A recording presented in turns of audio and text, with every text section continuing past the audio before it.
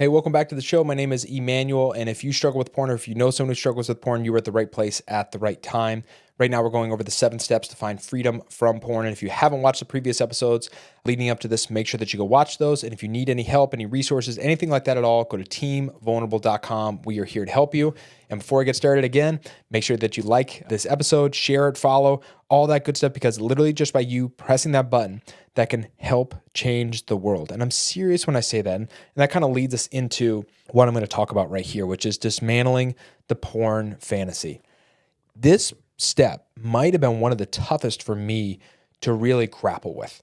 I always say I was blind and now I see, because when Becca and I were going through this process, I was like, I could never feel bad for these men and women in this industry. I mean, these people are pure evil. I hate them. I had hatred in my heart because I'm like, what you've done to my life, I hate you.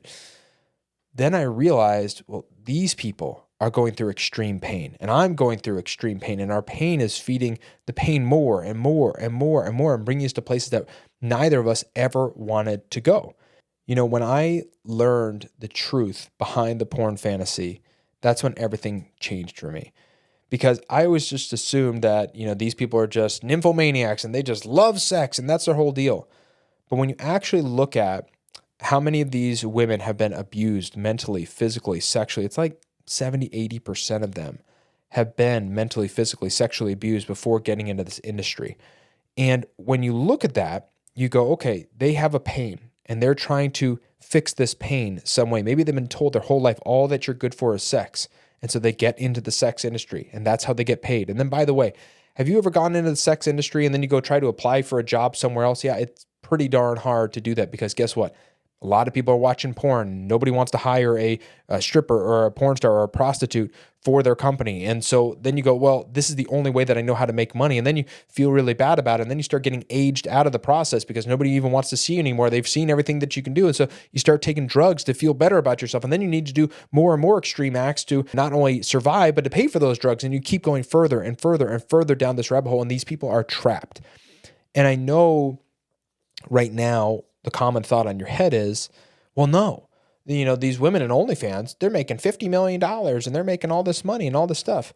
Beck and I, we went on the Whatever podcast. And if you don't know what podcast that is, that's the one where they bring on prostitutes and porn stars and OnlyFans models, and then they bring on some other people and they all scream at each other and chat at each other. And we went on this show and we sat across from a woman who later on became the #1 porn star in the world. And we were telling her about how the Lord could change her life and how the Lord can use what she's doing for so much good. And even by the end of that episode, she was saying, if I gave my life to Christ, could the Lord change my life? Or could any man love me? Could I actually have a purpose in this life bigger than all this? And she was asking these questions, and it was amazing to see. But what was interesting is in this show, she was one of the top OnlyFans models in the world. She's making all this money. And we're asking her, why are you doing this? She's like, oh, I just love sex. I love it. It's amazing. It's amazing. But then as the onion started to peel its layers back, we found out that her parents are involved in her OnlyFans business in a big way. And so I want you to think about that. Her parents are pimping her out to make money. And this woman, she went on to sleep with 100 men in one day for one of her videos to make money. Her mom and her dad are saying, good. Think about that for a second. Think about how sick and awful that is, that she's been trained to believe that this is a good thing. My parents are watching me, do this. And they're saying that this is great. They're just turning a blind eye, or they're not even turning a blind eye. They're business partners in this. Think about how sick that is. We've talked to these OnlyFans models who, when they're talking to their fans, these are married men that they're talking to. 89.5% of men who are on OnlyFans are married, of users are married men. And the married men are saying, oh, my wife isn't good and you are, and I want to be with you, and I want to leave my family, and I want to leave this. And they're going, oh, wow, this is tough. I'm making a $20 tip off of having this conversation with this guy, and is the money worth it? And they're just wrestling with this stuff. I remember talking to one OnlyFans model, and I was telling her about my story, and at the end, she says, hey, can you pray for me? Because I know the truth. I know what I should be doing. I know I should leave this life, but I'm so tempted by the money. I'm so tempted by fame. I'm so tempted by all these things. And I prayed for her deliverance because she knows the truth. She doesn't want to be doing this. It's an ugly, it's an evil thing. It's a facade, this whole thing. And so here's what I'm going to say.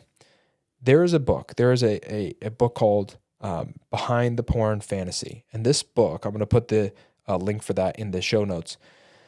It's so incredibly powerful when you read this book, because this is a woman who was a prostitute, who was a stripper, who was a porn star, and she gives you the first eye count of witness of what this is actually like being in this type of industry.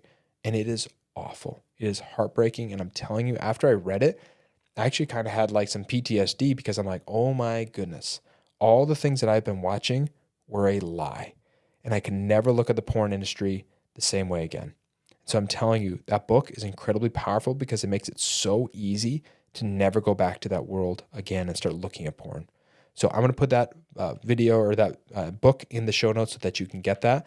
And you have the time to read it. I know you got 10 to 15 minutes at least each day. You probably got a couple hours if you're catching my drift that you're not going to be using anymore to look at porn. That's what I'm saying. Read that book because it's incredibly, incredibly powerful, and it makes things so much easier for you as you go through this process. Now, in this next step, we're going to talk about creating a lifestyle for freedom. And this one is one that, like we talked about, these are the long-term solutions, right? We need to handle that pain up front. We need to get our teammate, but these are the things that you are going to continue on with for the rest of your life, and they're going to help you gain that freedom, that long-lasting freedom. Not just freedom for 30 days, great. No. I want you to have freedom forever, and I want it to be easy for you. And that's what this next step is going to help you with. So if you haven't already, like, subscribe, follow, share this episode. Go to teamvulnerable.com if we can help you with anything at all. We are there for you, and I'll see you in the next episode.